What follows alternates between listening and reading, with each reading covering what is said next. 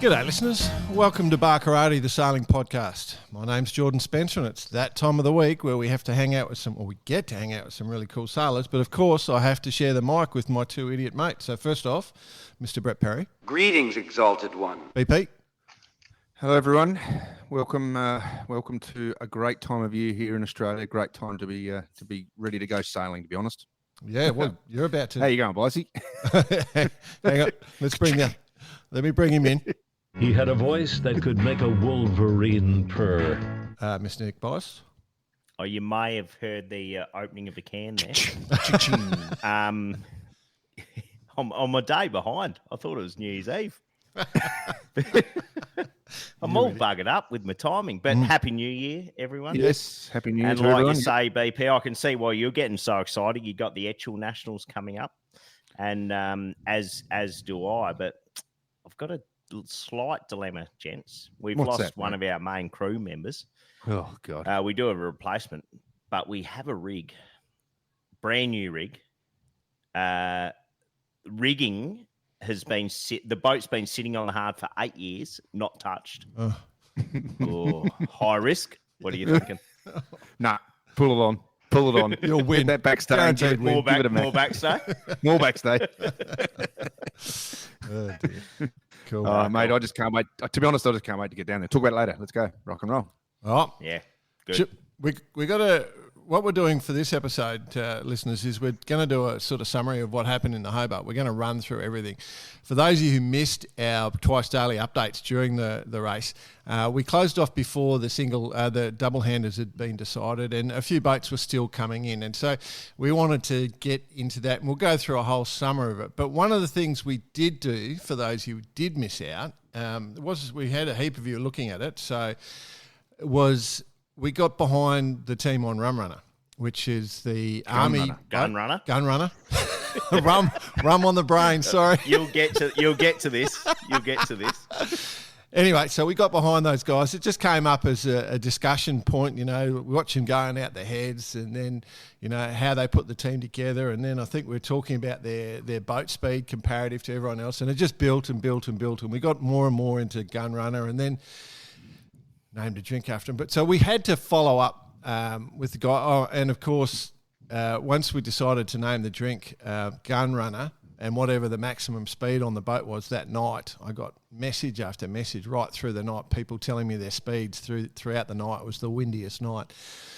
So we thought we'd reach out to the skipper of the boat and get him to come on and chat to us for a bit on the show, just to tell us about the whole experience and the Gun Runner. Clarify exactly the speed as well. Yes.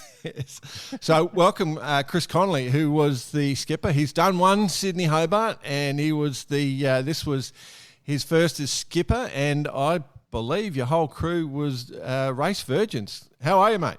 Yeah, hi Jordan. Thanks, guys. I was the only one on the boat that had done a Hobart before, and I hadn't completed one because we retired the 1 year I did it. Right. With no water, is that right? From the middle of that straight? Yeah, last year we sat in a hole for 3 days, did not move. Wow. And we would have run out of drinking water by the time we got to Hobart, so we had to make the decision. Wow. Oh, Yeah, there you go. so- Well, it all counts, though. Did you It just still go counts as a to race. King Island for some steak and cheese? No, we went into St Helens, and I'll tell you what, St Helens is beautiful on the 1 day of summer that Tasmania has. He's doing the jokes. I love it. Good. Okay, so just explain for everyone how it works. So the Gun Runner is the Army boat. There is a name. So Gun Runner is owned by the Army Sailing Club, which is a club within Army, sporting club within Army. Yep. Everyone who sails on it has to be an active member of the Army. Right. We run it as a committee boat, so everything is usually left to someone else to do. And then we. So you've got a massive shore crew, is what you're saying. Yeah, there's basically 2 of us did all the work to get the boat ready for the Hobart, and I think my marriage will still be there when I get home. But yeah, a massive undertaking for really a very small group of amateurs to put a boat together for the Hobart. So going in, like, how do you pick your crew? Like, you go through the list and see who the top pro sailors are in the army, or No, like not a complete opposite, but Right. really. So obviously the CYC has requirements on crew experience and so on. So we have to have half of our crew have done a Category 1 passage before. So the approach we take is whoever skippers the delivery back to Sydney is first in line to be the skipper for the next race, because they've sort of earned the right. And Nice. the crew that deliver the boat back are also first in line to be the crew for the race. Right. So sort of earning your rite of passage. But every year we try to have about half our crew of complete novices. So if we look at this year's crew, we had myself and my mate, both yacht master offshore, and I'd done the delivery a couple of times before and did the race last year as mate. So I'd earned my stripes, if you like. My mate Shane, lots of boating experience, lived on a boat for a year, but not a lot of race experience, not a lot of, not being able to pull into a shelter when the weather gets rough. Then had another two who did the delivery last year, but were probably still middle level in experience, and then two complete novices. Wow. Super cool. Wow. Yeah. So Love it. And it's so to get on the gun runner, is this a rite of passage for people in the army? Like, do you have tens or 20s or hundreds of people wanting to do this, or this is something kind of driven within yourself and within the Army Club? It's driven from within Army Sailing. I send out a expression of interest basically to every unit in the Army saying I'm looking for people. I think my final crew member was nailed down about the middle of November. So it was pretty late in the scheme of things to finalise your crew. So is this just for Army guys that accidentally ticked Army instead of Navy? Is that what you are? Look, Army gets a lot out of Army Sailing. So one of the things that Army is really big on is individual and team resilience. Yep. And if you want to create resilience, putting people in a small boat with 5 others, saying you're stuck here for the next 5 or 6 days, no matter what the weather is, no matter if you're seasick, whatever else, is great for building resilience. One of the things we do is as soon as we're on the boat, all Army ranks are off. It's all names, nicknames, and the hierarchy is the boat hierarchy, not the whatever rank you hold in your day job. Oh, so that'd be fun. Yeah. I mean, I've certainly had people who are of a lower rank than me as the skipper when I've been the mate, and it just works. Yeah. No, that's the way to do it, though, for sure. All right. So tell us the important thing. How was the race? Tell us, what was the experience like? What was it for you guys? Because at one stage, I think you guys were leading Division 5. You nearly had it. Yeah, they did. We were at one stage. We had a fantastic race. We had one night of very strong winds. I saw 45 knots a number of times, which is sort of on that edge of storm warnings. We had probably a quarter of a day of confused winds and maybe another quarter of a day of headwinds, and the rest was downwind or beam reach. So, really good race. We came in 10 hours earlier than our previous best. So, which is fantastic. Yeah. Yeah. So basically we had a really, really good run. The only tricky part was when the wind got up just as we were entering the top of Bass Strait. Yep. The wind picked up, probably averaging 30, and then, as I said, peaking up to 40 regularly and occasionally 45 knots. Mate, how did the crew react to that? Yeah. Was there because you mentioned that not a lot of them have been out there and that sort of stuff before. How did that go? So I think a lot of it depends on the demeanour of the skipper and mate. So one of us is always on duty, where we just alternate 4 hours on, 4 hours off. And if we're calm and treating it as within the capabilities of the boat and the crew, then the rest of the crew treat it the same way. And certainly Gunrunner is a very seaworthy boat. That's probably why she's not so fast, but she's very seaworthy. Right. So look, the conditions, while windy, were pretty good. I mean, we had broad rolling waves up our tail. So we were surfing, but we were never, the waves never peaked. So we weren't sort of crashing down the waves and the bow burying itself. It went pretty well, and we certainly got some fantastic speeds. And I'll tell you later what our maximum was. Here we go. We need that. Because I happened to be on the helm. Oh, very good. We need to know for a very, very specific reason. And Chris will knows. Explain that to you later. And Chris was helming, so it's his responsibility now. So that's good. Yeah. So one of the things we do, which is probably different to most boats, is everyone on the crew does every role. So everyone will be on the helm, everyone will be on the main, everyone will be on the sheets. If we're doing a sail change, then I might be up as the skipper. I might be up doing the sail change, or if I happen to be on the helm, I'll send one of the novices up to do the sail change. So it's a really immersion into sailing, and I think that's quite unusual amongst the fully crewed boats. I know. I mean, this is a whole podcast in itself, but Defence Forces use sailing as a bit of a team bonding exercise as well, and a bit of PTSD kind of building as well. Yeah, is this absolutely. One of the key for actually having gun runner as part of the Army Yacht Club? Yes, it is. And I should add, I'm not sure how much longer we will have gun runner. So she's had a very good life, but she's had a hard life. So, we are sort of thinking about contemplating to start to plan to get a new boat.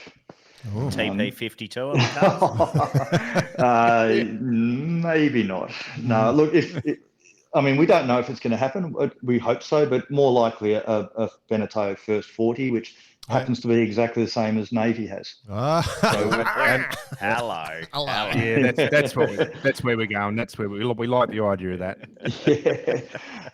So what else was I going to say? Oh yeah, with the novices, we put novices on the helm. We know that costs us some speed because it takes a while to be a good helm, but it's part of the experience. I don't want somebody to come off the boat and saying, "Oh, I never got to touch the wheel."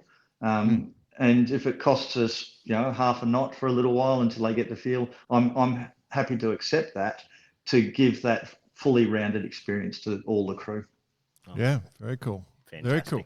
All right, we have to ask. So, in Australia, we've got three arms to our defence forces. So we've got Army, Navy, and this is what I'm assuming, an Air Force. Yes, correct. I think the US add Coast Guard. Coast Guard in Australia is nothing like the US Coast Guard. No, and they also add the Marines in the US, which is a fifth arm. Okay, so we've got three. So, and it's just Army and Navy. The Air Force don't have a boat. Are they scared?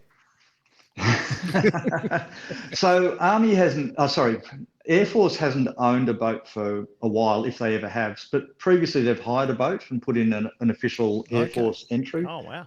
For whatever reason, that hasn't happened for the last couple of years. So this year, it was just us and Navy.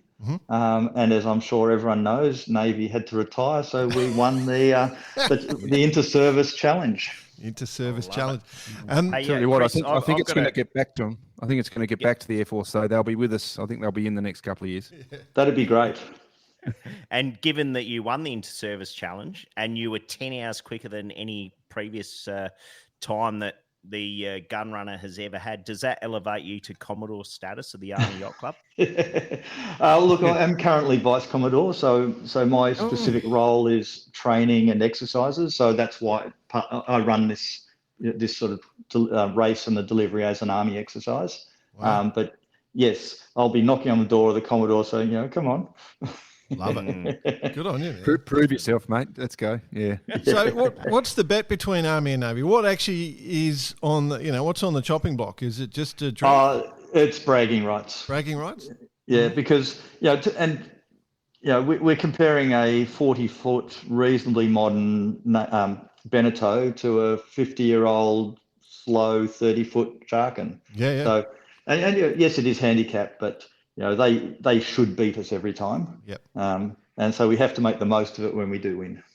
So the good news then is that now that we know there's this rivalry and it will continue, and maybe even on identical boats, the Navy boys are going to have to buy you Gun Runner drinks from now on. Yes. Yes. Now, I'll tell you the ingredients, just so you know. Well, just give Chris and the listeners that didn't hear the skeds the actual story behind this as well, which was, well, okay, I'll lead. You can follow up. Is basically Jordan's been banging on about this beautiful drink that he makes, Chris, and it's actually a spectacular drink, and he actually poured it and told all the people that are listening to our skeds that we were doing throughout as a live broadcast on Facebook throughout the Hobart. But what it didn't have was a name. And of course, we thought we should call it, well, we actually voted amongst ourselves that the name of the drink should be the Gun Runner for our favourite boat competing in the Sydney to Hobart. Now, the Gun Runner is one thing, but the next thing, and this is over to you now, Jordan, is we had to give it a bit of a tag as well. And this is where this comes from. So the name is forever changing, and it's based on the maximum speed of the Gun Runner. So, obviously the name changed. At the time, I think it was Gun Runner 5.4. Yeah, we started 5.4 knots. But I think that was the night we agreed on it. The night when you were going into the 30 and 40 knots downwind. So I think what max speed did you get, Chris? Okay, here we go. Drum roll. Well, this is going to be a long answer. So, so firstly, our hull speed is about 7.5 knots. I have got 14.5 before. That was surfing waves on a delivery back to Sydney, and that was just before our mast came down and we had to limp back into Eden. However, this time I saw 16.52. Wow! The Gun Runner 16.5. This Gun Runner 16.5. I love it. Yes. Now, for Chris's benefit, I think you should share the recipe with him, Jordan. So it's really simple, mate, and you'll have to give it a go. But I like to make a big glass. I don't like little glasses of this, but basically, and that will define the amount of ingredients I use. I think why walk back to the bar when you can happily just drink a big one. You get half a lime and you squeeze the crap out of it into your glass and then just drop the lime in there with a half of lime in there. Then you get some Mount Gay rum. No sponsorship involved. You're welcome, Mount Gay. We're giving you free publicity. And there could be controversy with this one within the army. Yeah, there could be. Being Bundy lovers and all. Yeah. Chris can confirm nor deny. It's not unknown for soldiers to drink Bundy. Okay, so I'm all for you guys to experiment, but basically that sort of rum. So we're using Mount Gay in my one, and you guys are more than welcome to experiment however you want, and I won't criticise a Queensland product. So a good few measures of the rum in there, and then a lot of ice, and then top it up with lemon squash, solo, that sort of thing. And that's it. It's as simple as that. If you make it my way first and then experiment as much as you want, but that is the Gun Runner, what is it, 16.5? The Gun Runner 16.5, as simple as a Jarkin 925. So I do have one question about the drink. Does the alcohol content have to match the number? So 16.5% alcohol? Well, I don't encourage random drinking, but it's a very tasty drink, and that is the only risk. So the more you put in there, the quicker. I've broken this out at a lot of parties and basically killed parties because everyone's passed out on the floor. Had too much fun. So just be warned, but make sure that you pass that recipe on to the Navy so they can happily keep you stocked because they owe you now. That's the way. That's Absolutely. It. The good thing Thanks for that. The good thing is we've now got a name, the Gun Runner 16.5, signed off here tonight. Yes, signed off by Skipper Chris Connelly. And I do notice, Chris, you're not doing the delivery back this year. Does that mean? No, I am doing the delivery. Oh, you are? But so it's a bit odd. So the person who was my mate, Shane, he's doing the delivery as skipper. Yes. However, for various reasons, I'm doing the delivery as well, so I'll be his mate this time. So we've swapped roles on the way back. Okay. But no, I am doing the delivery. Okay. One question for you, Chris, before we close off. Which is the preferred drinking hole in Hobart when you arrive for you guys? Well, given that we normally get in late on the 31st, it's usually whatever the closest one to the dock is before the fireworks. Yeah. Yeah, we sort of spread the love around this time. Okay. I mean, obviously everyone has to go to the customs house and have the traditional drink, but no, we did share the love around this time. We might try and get it on the menu is what I'm trying to work out. So we'll start with Customs House. Those guys talk to us. So How about we go to Hobart RSL? You never know. Never know. How do you feel about that, Chris? I'm always a big supporter of the RSL. Yeah, of course. Cool. Awesome. Look, there is one thing I'd like to say before we do close. Yes. Really appreciate the attention that we get from people like yourselves. As you said earlier, the focus is all on the front end of the fleet. The big 100-footers, they're amazing to watch and they're exciting and so on. But often, we get in 2, 3, 4 days later than them, and we think we're out in the middle of nowhere. No one cares. No one loves us. And then we find things like your podcast, and the lift it gives us is just amazing. That's cool. It's good to hear, Chris. It was all our joy, mate. That's the truth. Hey, actually, before we drop off, what was your start like? Because we didn't get any footage of your starts for the front line. We got the front line. What about the other lines? What was the start like for you guys? So we were on start line 3. Yeah. And normally we have a pretty relaxed start because we've seen too many boats get to the start line and have an accident and retire before the race even starts. So we normally, we tentatively say, let's start a couple of minutes after the actual start because 5-6 day race for us, 2 minutes does not matter. However, this time I found myself in a really good position. We were just traveling along the start line a minute before the race, and we just continued the same direction as the bell went. Tacked over the start line, and we're off and running. So we had a really good start. We're probably about 2/3 of the way towards the windward end. Good spot. So reasonably clear water. Very good start for us. Okay, and we still managed to be we were about the second or third last boat out of the heads, but for us, a good start. Yeah, bravo, excellent stuff. Cool. Absolutely. I heard one thing that made me confused because I saw cannons being fired, but you got a bell. I heard you say a bell. What was? No. When the cannon started. Okay. I think my watch was vibrating madly at me and probably pinging as well. That's probably what I heard. No worries, mate. Hey, well done for your team. We're given the best from us. I do hope you enjoy the drink that we suggest, but there's a lot of support from Barkarati people. We're getting messages about they were following. So, enjoy, mate. And tell us, Chris, how will we find out if you do upgrade from the Jarkin to something? Is there anywhere that we can follow you guys? Yeah, we do have a Facebook page, Army Sailing Club. But probably the best way, and I keep stressing, if we get a new boat, we have no idea what it will be called. It probably won't be Gunrunner 2 because that's a bit of a mouthful. Yep. But probably unlike Gunrunner 16.5. Well, Gunrunner 16.5 sounds like a nice mouthful. Yeah, I reckon you should call it that. That'd be a laugh. Look, probably the best way is to look for the boat that's just in front of Navy 1, and that'll probably be us. There you go. Nice one. Beautiful. Come on, Navy 1. The challenge is out there now. Yeah, I love it, mate. All right, Chris, thanks so much for joining us, mate. Great fun chatting and well done. Absolutely. When you guys went to the top spot on the rating in that Div 5, we were all going nuts. BP was just sending messages left, right and centre. Yeah, I was all over it. I loved it. Well done. And hey, listen, congratulations in general across the whole race. It was great, and we love seeing you. No worries. Thanks, guys. Right. Thanks for joining us, Chris. See ya. Bye.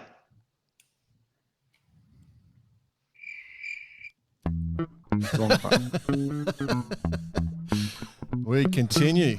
I just thought I'd push do. it. Right. Hey, before we start, Jordan. Yeah.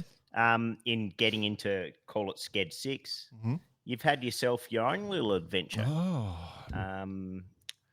Seen a few posts and a few photos. You've been up and down the coast with your kind of make out full drive and some surfboards and stuff, and probably got bogged 1,000 times. But what else happened, mate? You had a little you know what you're angling little for. meeting with the law. So I did put a little picture up on Facebook for the Christmas thing, and then we came back, and then we took a run near where I live. If you drive 60k up a beach, you get to this. Is that the one north of Noosa? That's it. Yeah.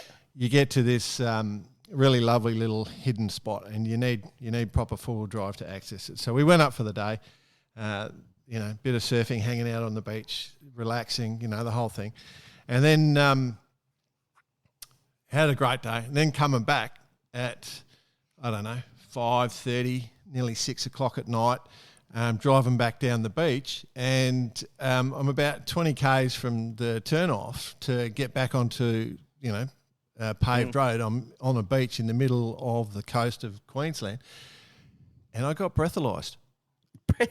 Oh, good on you. There you go. How'd you go? You hope you hadn't been smashing some gun runner 16.5s. But it's unbelievable. Like just in the middle of this beach, there's 4 coppers standing in the middle, and it was a speed limit too. Because when you go past the camping grounds, it's a proper road. It's a road or something. Yeah, it's what are they? Not registered, but it is there are laws. Yeah, that you must abide by. Yeah. And I'm naturally boring and cautious sort of dude. Particularly never doing much full driving before. In fact, that was it, first time ever. And getting breathalyzed. It was just bizarre. I was like looking at Jackie, just going. Fair chance if Bice was up there, I'll be in the lockup by now. Yeah, or he would have broken down. Anyway, you wouldn't have made it. That's. Anyway. Well, I would have had to tow the cops out, so I would have got off. Yeah, there you go. Out of it. There you go. Oh, dear. Brownie points. Points. All right. Anyway. Sked 6. Sked 6. All right, where are we up to? Hobart Roundup. So what do we want to say? So should we finish off where everything was and then give a little quick update? Well, I'd like to start. So. I'd like to start with the mighty. Why don't we start with the mighty Currawong? Yep, the girls. Just finished. Yep. Hey, let's start. I literally just saw them come on the news. 2 females, double-handed. Yep. Finished just before midnight on. How beautiful! How beautiful! Last night, 11:42 p.m. to be exact. 62-year-old and a 70-year-old, and you could all sense the emotion through the Channel 7 news that I was watching of when they finished. Like it was.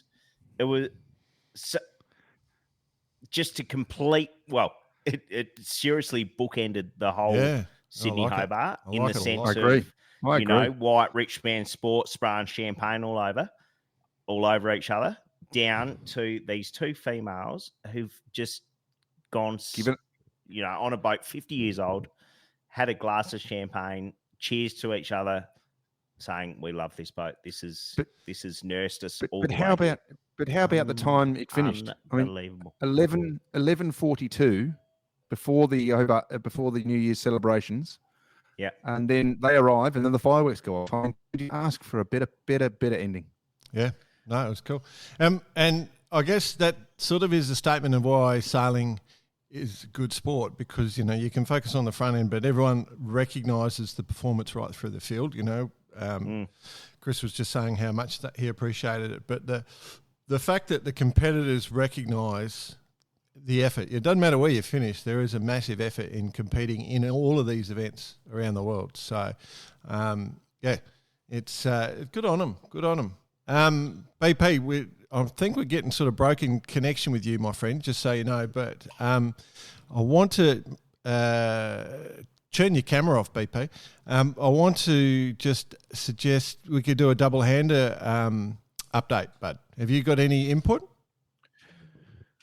Yeah, you got me? Yeah, perfect. Yeah, I mean, obviously, Mistral won the double-handed division, which is Rupert Henry, Greg O'Shea. Fantastic effort. Mm-hmm. And I think that, in general, I think I'd like to say that the entire double-handed fleet held their head high again. I mean, I think last year it was, new to the race and, not many people sort of knew what to expect. But with Disco Trooper and Jan Scholten and Jules Hall who performed well above what we expected. Sort of opened up the chapter, if you like. This year was a bit harder. So I think I just want to put a hand out to them all, really. I mean, to finish that race double-handed in general is a massive thing. And so that's probably where I stand with it. So well done to all, but obviously more the Mistral winning the race. Mistral pretty much dominated with a 3-hour win on correct. Over Lee Condell on the Sunfast 3300, which is a good thing for the Sunfast 3300. So that's excellent there. My standout performer, I said the other day, I just love the effort from the guys on Pac-Man, the Young 11. Which, I know is Jordan. Dear to my old heart. I know Jordan's standout. Oh yeah, do I? Crux. The Crux. S2H. Yes. Eh? Yes. How can we go past an S2H? Are they just not built for the Sydney Hobart? Doesn't matter what class you sail in, anything. They just dominate. Going. So dominate. One of the things that was interesting, BP, you mentioned double-hander was leading on rating for a little while there. So Mistral, I think, was the lead on the IRC for a little while. At the end of the day, Mistral ended up 29th overall, and Pac-Man ended up 32, and Sunfast Racing. So Lee Condell, that was 31st. I think they were sort of. I think it just proves that this race is. There's so many windows in this race that have got to go your way. We knew from pretty well looking at it from the start of the race that there was that window that was super important to get to that corner in good shape. And we know that's how it is every year. When that window is actually perfect is always up to the weather at the time. Many years ago, it was Love and War's race who, got around the corner and won the race on the handicap. So it happens. When it happens, and I'm pretty sure it will happen one day that a double-hander will get it. But I think we've just got to keep praising the efforts of them, because, double-handed's relatively new here. It's obviously the lifeblood in France and in Europe for that matter. And I'm just loving it. I love to see these guys taking it on. And especially it's enabling people like, the girls on Currawong to have a go. Yeah, absolutely. So let's not take away from how many double-handers did we end up having? 14?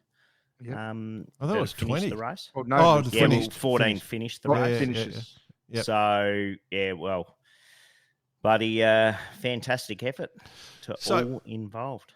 If we're looking back on the race now and the overall performance, the deciding factor was what we predicted at the start, that it was going to be a TP race given the way the weather was shaping up, with a potential for maybe some of the fast running 40s that could get around and get. But we thought the way the weather would hit, it would turn out to be a TP race, which it was.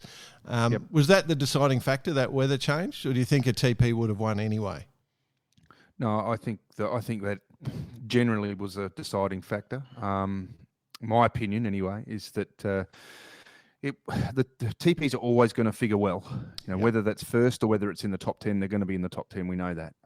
But I think getting to that corner in good shape, obviously the timing of it, it was pretty well perfect and that they had pressure up the Derwent. I mean, that's the big thing in this race. A lot of people pressure. They had pressure, all right. Jeez. They all did. Yeah, absolutely. Yeah. And so basically, a lot of people sort of underestimate the power of the Derwent and whether it's super strong or nothing. I mean, that race, the race is often determined at the Derwent, and then, they were lucky to get through there the time they did, which was, you always want to try and get there before sundown, but they were getting there, mid-morning. So, but they had gradient pressure on the nose and windy, so it got them up the Derwent, with no slowing down. I guess that's the best thing. There was there were no parking lots for those guys, apart from the big lulls under Tasman Island, of which some navigated well, some not so well. And then basically they'd win the whole way. So it was kind of the perfect race with minimal manoeuvres. Of course, there were a few jibes coming down, but and a few tacks up the Derwent. But minimal manoeuvres and a lot of going towards the barn door, as they say. I guess we sort of we summed it up the other day. We said summer's coming. I think one of the comments we had, you could see that southerly hit and then went through very quick and then quickly turned into a drift off for a few boats there for a while. I was seeing some pretty slow speeds, especially in Mistral, for example, sitting there at 0.6 of a knot for a while. So that was a player, and that kind of meant. If you look at the results of the double-handers, as you say, Jordan, they were sort of 30th, 31st, they were all in that little bunch there, which is the time they finished. Yep. No, that's spot on. It does break out exactly around that, the weather. So shall we do a little rundown just with the IRC results? Okay, give it. So overall, we'll do top threes. Celestial, Gualo, Caro overall. Div 0, which is the bigger boats, Money Penny Alive, URM. Yep. Div 1, the same as we just had, Celestial, Gualo, Caro. Div 2 is Enterprise Next Generation, Allegria, Republic, and Schutzbar. So that was almost the ones that we could have seen go there. And we saw Enterprise Next Generation get a 90-minute, was it? Or one? Yes, it was 120 minutes. 120 minutes. 120-minute redress. Got them up into 7th overall.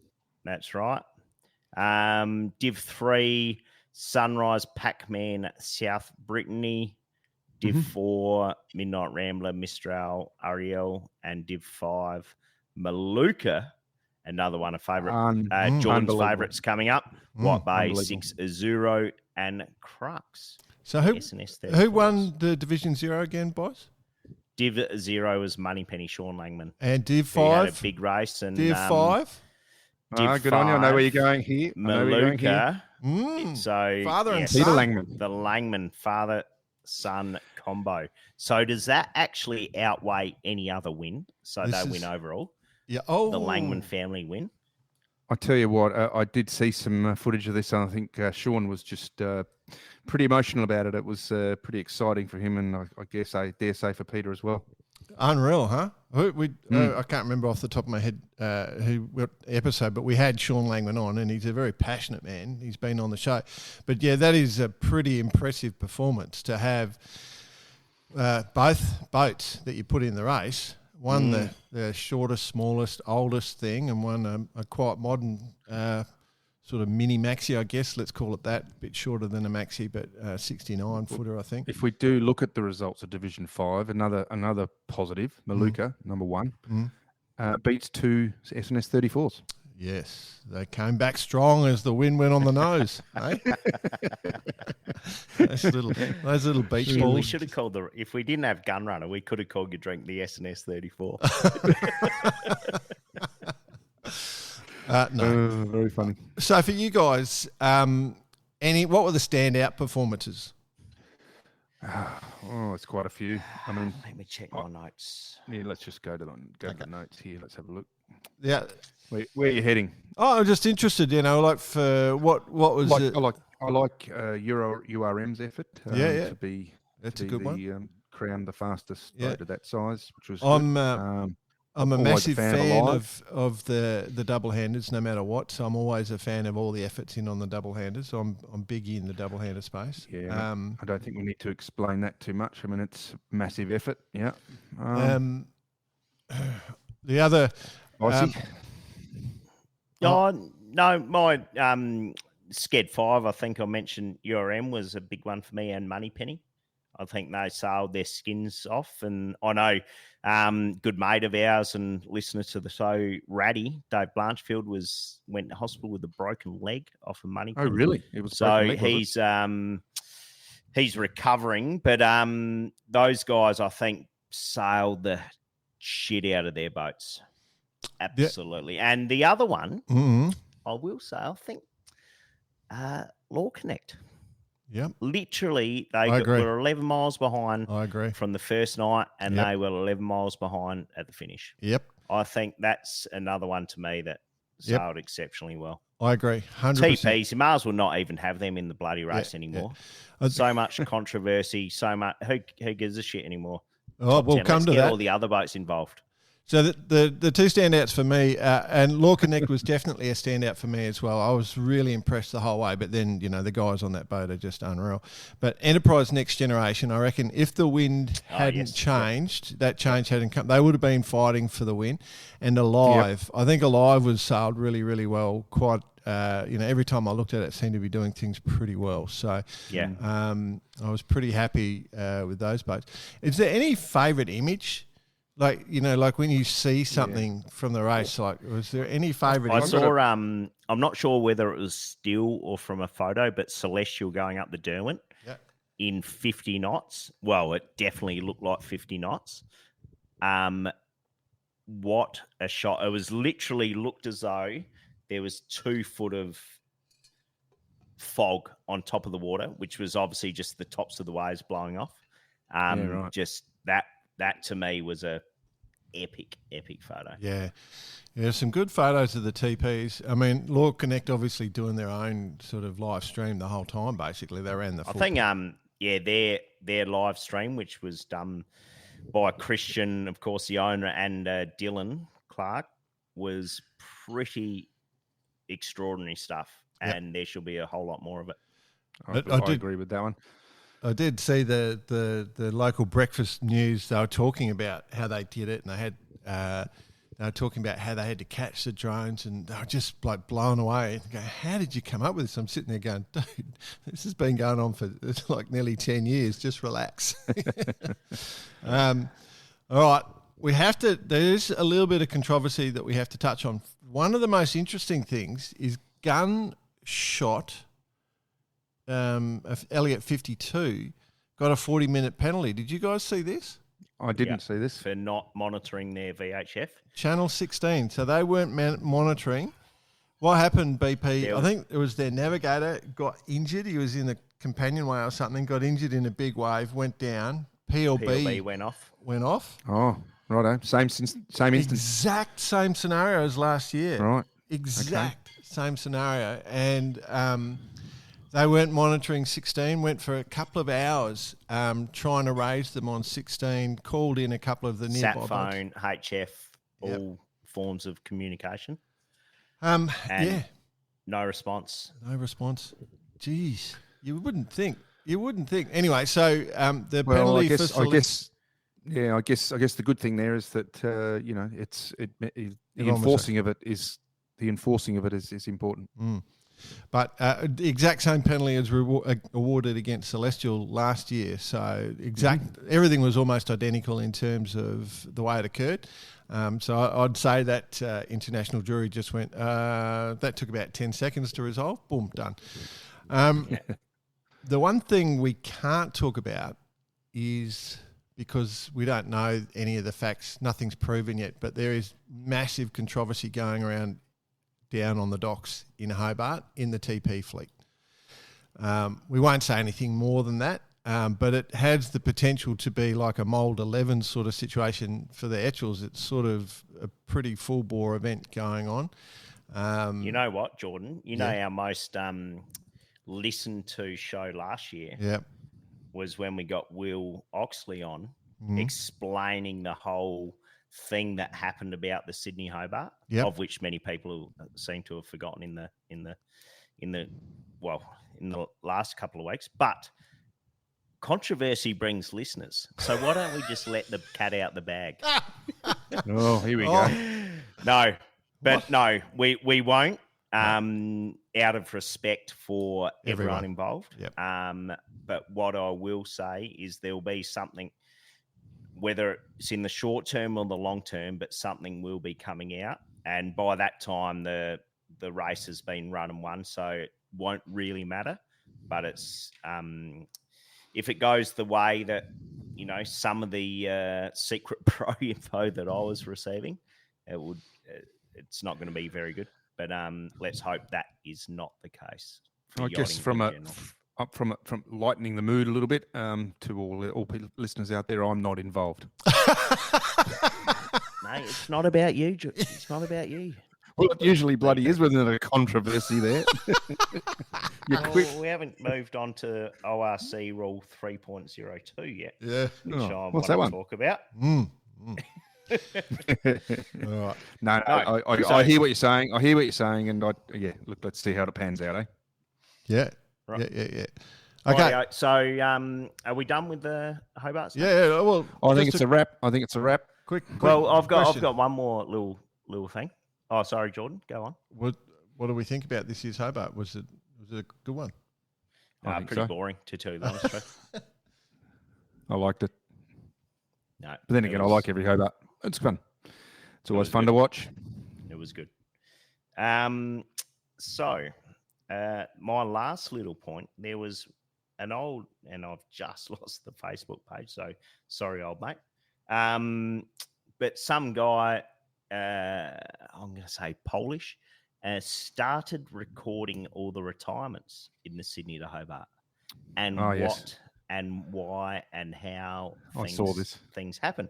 So I was looking at the graph and what he produced. So clearly he's got a bit more time on his hands than the average person, which is cool.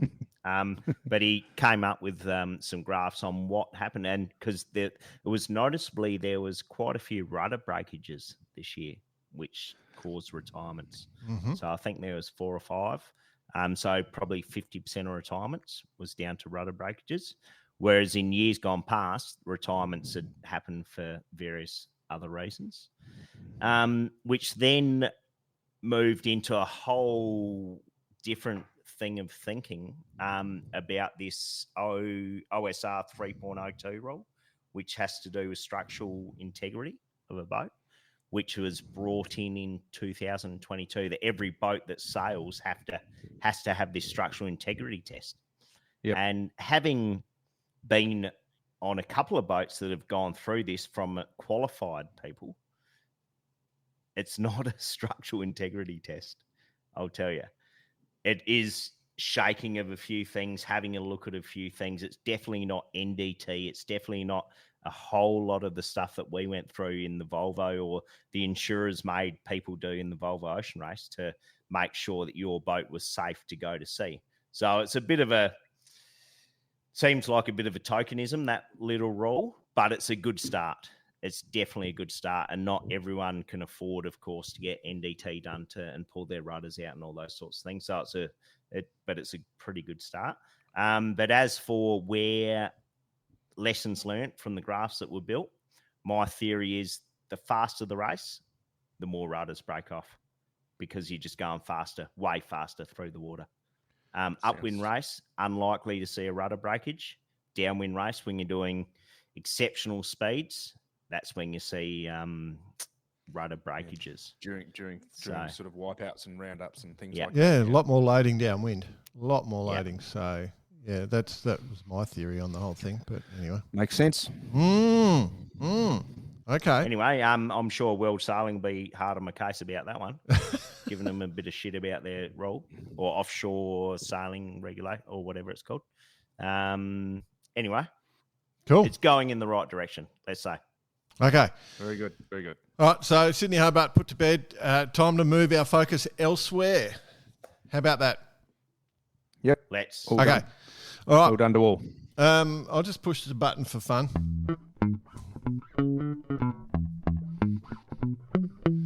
In other news, lads, I think I got a note from Rob Watson, and Rob just reminding us to talk about the Cherub Nationals in Wangi. It was all planned, and then things got changed, so I missed it, and I apologise. But I want to go back and mention the Cherub Nationals, because the world needs to start shaking, because they have been run 5 races done. I think we're still ongoing, but leading at the moment in a boat called Harden Up, Banjo Nicholson. Oh, well, Banjo. Sailing with Thomas Steenson. Now, we've all seen Banjo since he was born. Banjo is the son of Chris Nicholson and his beautiful wife. Time for everyone to get nervous? So, is Banjo Patterson the same? Banjo Patterson. Banjo Patterson. Banjo Nicholson. The same Banjo Nixon who will be competing in the 16-foot skiffs as well. Probably, yeah. Yep. Coming I'd have up. to say so. Yes, coming Correct. through the So ranks. he is definitely getting immersed. And I think what you're trying to say here, Jordan, is he has probably got the gift. He's got the gift for sure. It's I always actually been received, through the algorithm, Yep. a friendship request with Facebook. Yep. Not from Banjo Patterson, Banjo Nicholson, believe it or not. And here he is skiffing around, wing dinging around, all this sort of stuff. Yeah. All the cool stuff. Yeah. Yep. I think there's only one way for him, right? The other thing is, obviously, the Cherubs are having a resurgence over in New Zealand because they're our good mate Moose and a few of the other pro boys there getting their sons and daughters involved. The Cherub names are good. Harden Up, Buckle Up Buttercup in second, Schmicky Schmooten in third, Robbie, Gold Digger, Tequila Lady. There's some, they're into their names. Good on them. Yep, love it. Yeah. Happy times. The other one I want to mention in classes is the International Cadet World Championships. We plugged them coming up. They're on, and I can tell you the cadet teams all listen to Bar Karate. I know for a fact because I get messages when I don't mention them. But the POM's dominating there, so I think that's all run and done there. Pretty much run and done as we're going to air. Toby Bush and Kemmel Thorogood, no relation to George, I don't think. And then the bone. On the boat, bad to the bone. Will Shepherd and Annabelle Shepherd in second, and then Luca Groves and Adela Thomas in Sia in third. And your home team is sixth, the Sturman boys, Max and John. Yeah, from Port Lincoln. And sixth in A Stolen Pig. Anyway, but to all the cadet teams that have come out for the World, congratulations and, unreal. And we are in the seasons of regattas. There's a heap of regattas coming up. We'll touch on a couple close to home, Sharpies and Etchells in a bit in hot time. But any of the other regattas, obviously I'm fired up because later on in January, we've got the Finns, the OKs, and the 5-0s all up here in Queensland. So happy. I think I've mentioned that already, haven't I? You usually do, yeah. But all those competing, we're good on you. Have a great time. Best of luck. Absolutely. What was I going to say? I was looking at the Impulse results. There's a dude in the Impulse. The Impulses, which are on Lake Macquarie. There's a dude who's just dominated that class for years and years and years. So, I just thought it was interesting, there's so many unsung people around that you don't realise how good they are, And is the Impulse not the boat that you've just purchased, Jordan, Spencer? What are we talking? Nothing to do with me. I'm just looking at regattas. No, but that's the boat that you've purchased, so you've given it a bit more of a following. Yeah, you just sort of. I don't know what just you're sort of tipping about. it in there. I don't buy boats. I just sit around and watch. Anyway, or the boat that you've been gifted due to your popularity. Michael Brown is the guy I'm talking about. Anyway, so nice performance, Mr. Brown. Yeah. Is this like a shout out to Brownie? Look out, I'm coming for you. Brownie, who's a legend of the Impulse class. Yeah. It won't be me. I've got a boat. All right, I've bought an Impulse because there's a bunch of my mates sailing. There we go. Now it comes out. Bunch of my mates sailing them near me here, and I can just throw it out the back of the yard and go for a sail. I'm not going to race them. I'll never be competitive. I'm too big. Except when the event comes to Melbourne. I'm too big. I'll never win. I'll come last. So, and it's not about winning. Well, I can't get my head under the boom. We already worked that out. So. Anyway. What side are you going for? Start side to get off the start line? Moving on. Jack Lloyd, listener of the week. Jack Lloyd, listener of the week. I actually want to mention all the people that did tune in on the Skeds, the Hobart Skeds. We had some great banter going on. There was some hilarity going on. Too many to mention, but Jody Shields was coming in. Dave Harris was doing a great job. Justin Ray was just onto it. He was onto a lot of things. Jeremy. Jeremy Ray, sorry. Thank you. And then, it was ongoing. There was heaps and heaps. So I think, all of them, everyone that came in, listeners of the week. The other one I have is Tom Gayford, who sent me a photo a few weeks ago of American Magic, image from American Magic team meeting, and there's a fair bit of Barkarati going on there. So yes, always good to see. Yeah, which is pretty cool. He put that on the Insta. And then John Schaefer, who is one of our most regular contributors.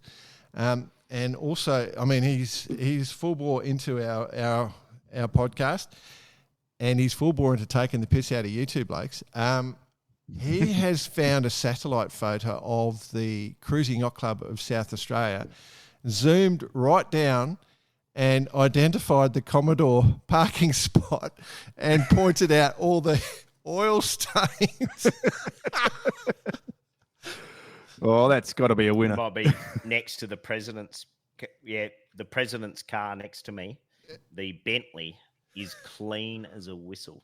So it actually adds to the hilarity a bit, because when he has to get out his car, he steps in the oil. in the puddle.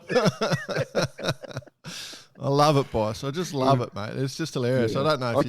I can't wait to see it. I'm going to be there in 3 days' time, and I'm going to go straight to the car park and take a photo and put it on our Facebook site. Yeah, you might have to tow me the rest of the way. Actually, I might not make it.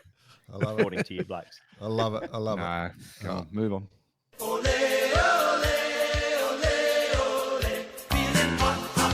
It's hot time with Bice.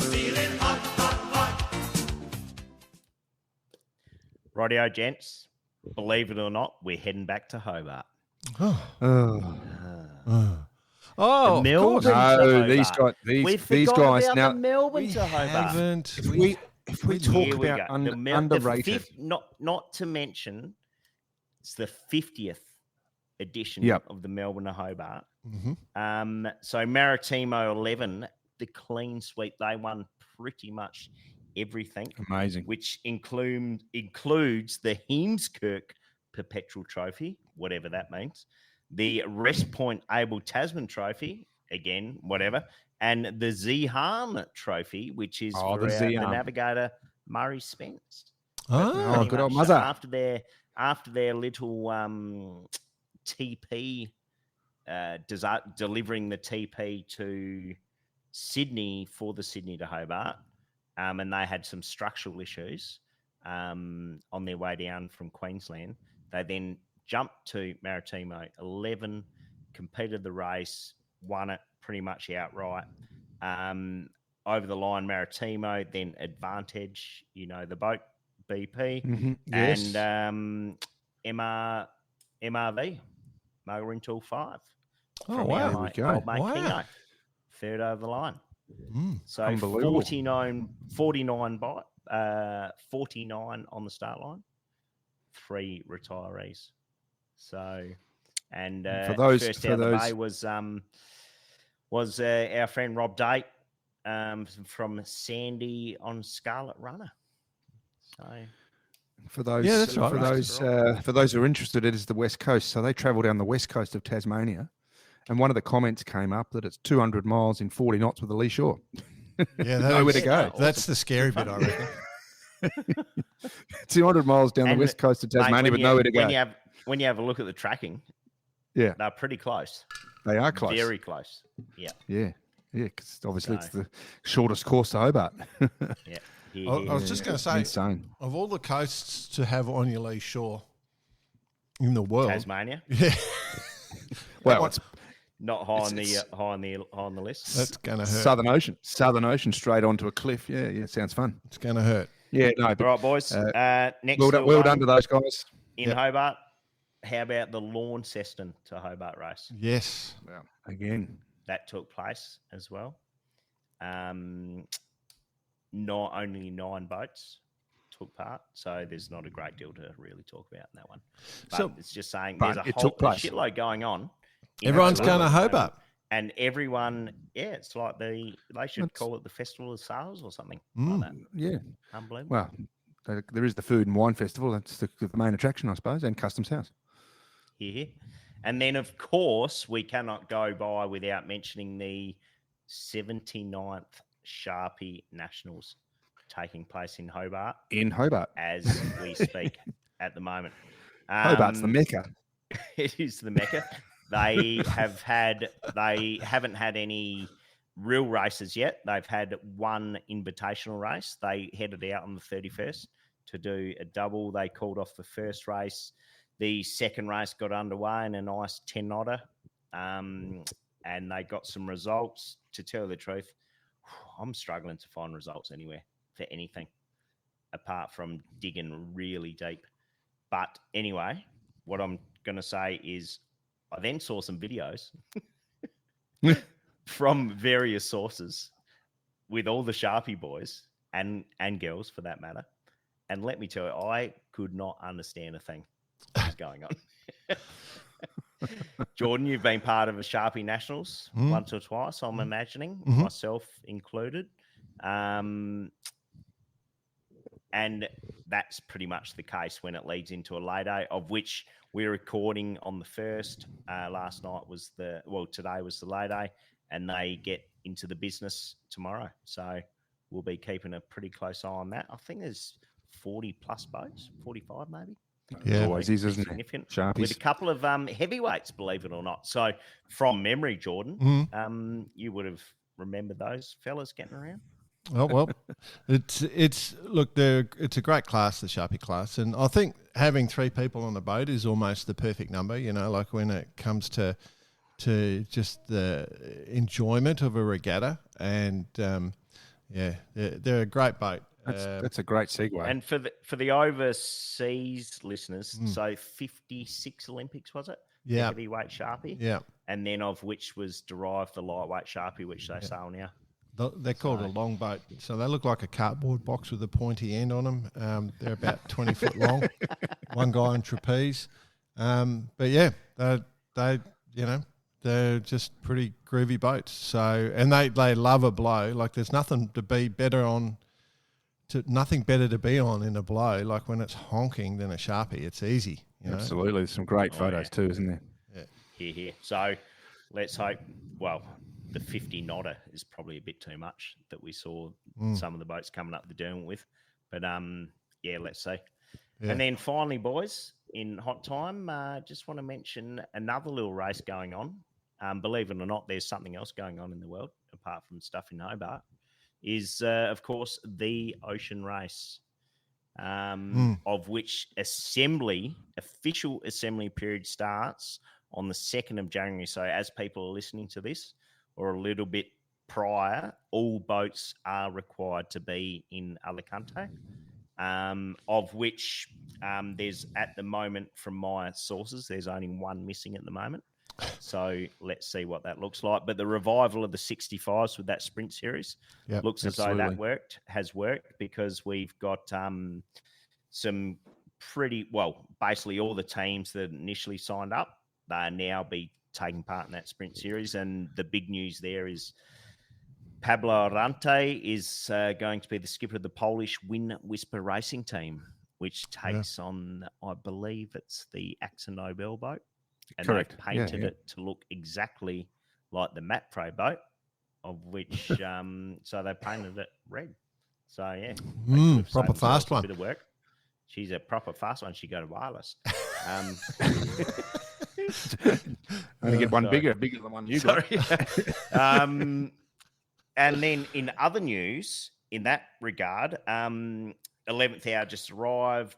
Saw an interview with Jack Boutel. They're all pretty excited. They've gone through all the measurement process. They're all happy. Kevin Escoffier has announced his crew, and get this, dudes. Right. First crew member, crew members that we know, Sam Goodchild. Yeah, might as well have him. And get ready for the applause. Another crew member, Abby Ayla. Oh, fantastic. So we're just bar karate all over it. Well, this causes problems. Imagine the eye rolls to Kevin. Love it. that Abby could do. Very good. So, well, we are shifting our attention to the ocean race. I am so looking forward to that. Yeah, And obviously 15 days from now.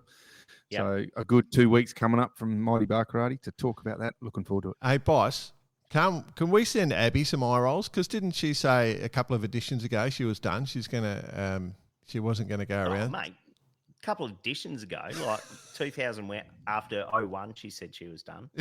And she's just come back and dominated since. She's fantastic. So, fantastic. Yeah, lots of love, Abs. Have a good one. Big part of the Magenta project. We love her on the show, and actually, absolutely. We'll try and muscle her in, get her in here again. I think we've got time. Yeah.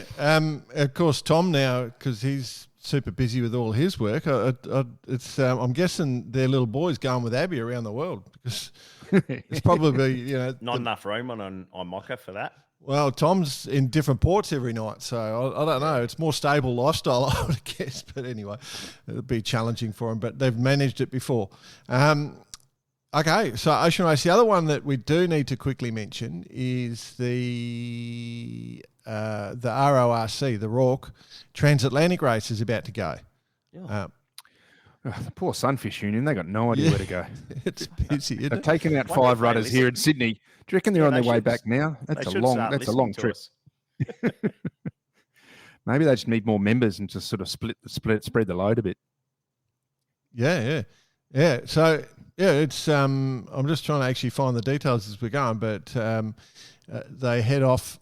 There's quite a few boats going, and they're going across the Atlantic. That's all I've got for you. 3,000-mile race. Transatlantic. Over 200 sailors, 21 different nations. What else can I find quickly? Journalism at its best. Yeah, well, we've got to cover lots of stuff. But anyway, it's sort of obviously the RORC, being a RORC event, it has a little bit of weight and importance. It starts in Lanzarote on the 8th of January. So pretty much this time next week, it'll be underway. So they got the Swan Jazzy, the 115-footers doing it, I think. So that'll be pretty cool. Lots of cool boats doing it. There's some 70-foot trimarans, so Maserati, Snowflake, and Zulu, spelled Zoulou. Anyway, two-handers, all sorts of stuff going on. So it'll be good fun to watch. Just wanted to bring that to the fore. Anybody else want to bring anything else to the fore at all? Or no, I think obviously the next biggest event is the actual Nationals taking place. Yep. Of which we should, next episode we'll be able to give a bit more insight into that, including whether I'll be sailing or not, or we've dropped the stick over the side. Yeah. And checking in on. Or can't get enough backstay. Checking in on the performance of one Brett Perry. Cool. So yeah, looking forward to it. Looking forward to driving across Australia tomorrow to be there to have a nice sausage on your barbie there with a beer in the backyard. Yeah. When do you sure arrive, actually? Tuesday night, so it's currently Sunday night. So we're there straight in. Park the boat at the front. Cool. Do it. No, we'll be in touch. Looking forward to that event. Be good. Some good names there, and it's going to be good to get back to home waters. I think for the listeners, the other thing with the ocean race, we'll get a bit involved into that. We'll do a little bit of a lead up. We're fired up about the ocean race. We're fired up about lots of all the different events, but we will give you a bit of background. We'll go straight to the top. I think is probably what we'll do. Why not? Yeah, why not? Good. Let's do it. So a lot of fun ahead for the listeners, and happy times. The unfortunate part is because I'm ready to go for a drive tomorrow, I don't have my guitar with me, so you're going to have to use the recorded version. Oh, is that okay? Yep. You're not bringing your guitar down? No, I got no room. Don't worry, I've got one for you. Okay, perfect. It's a banjo. All right. It's a banjo. Yeah. Oh, beautiful. Love it. All right, we'll stop there. All right, listeners, thanks for joining us. It's a short one, but a good one. And cheers. See you later, everyone. You'll enjoy next week, that's for sure. Oh, yeah.